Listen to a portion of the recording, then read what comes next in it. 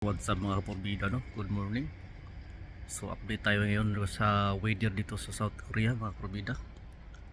Grabing fogs mga kaporbida, no?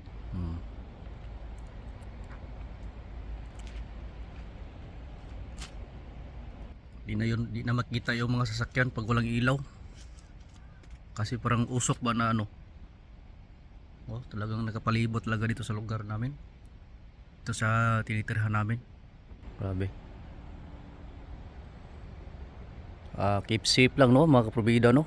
Lalo na dito sa South Korea na nakatira.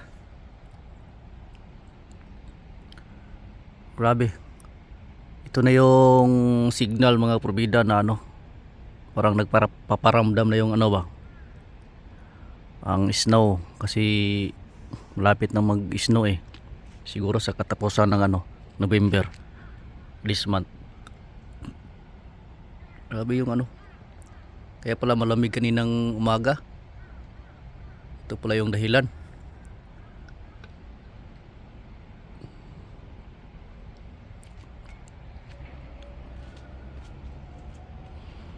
Ito talaga magprobida sa ano, no, sa South Korea pag ano, pag malapit na mag uulan ng snow.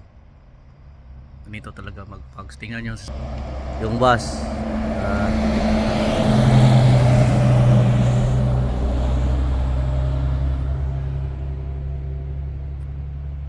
Grabe. Di ko alam kung sa ibang lugar sa South Korea kung ganito din ba. Kasi dito sa amin, dito yun ano, sa Sinbokmyon, Pocheon, South Korea, dito sa Pocheon. Gyeonggi-do.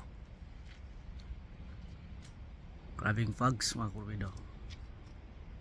Kung sa Bisaya pa, murag na yung nagtapay doon sa unahan ba, kupras ba. May mga sasakyan, hindi natin masyado makita.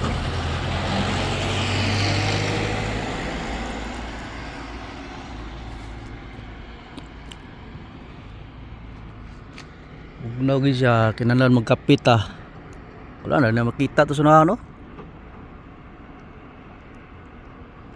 Hindi na makita.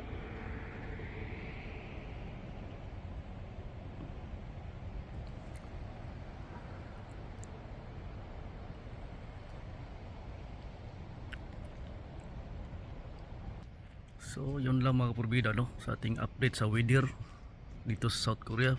So siguro sa mga mag-ulan ng snow, mag-update na naman tayo. Ganyan lang. So ganyan lang ang ating mga vlogs ngayon mga kapurbida, no? Or ano lang, updating lang sa mga season weather update. Siyempre bilang OFW dito sa South Korea, kailangan natin appreciate yung mga weather season dito. Kasi sa pagdating natin sa Pinas, pag uwi natin, wala na to, hindi natin makikita to, lalo na pag snow, autumn, ano yan. Kaya enjoy lang mga kapurbida, no, lalo na sa mga OFW natin,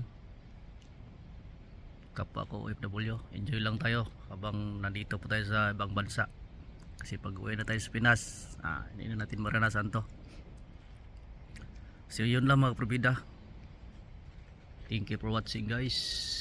God bless everyone.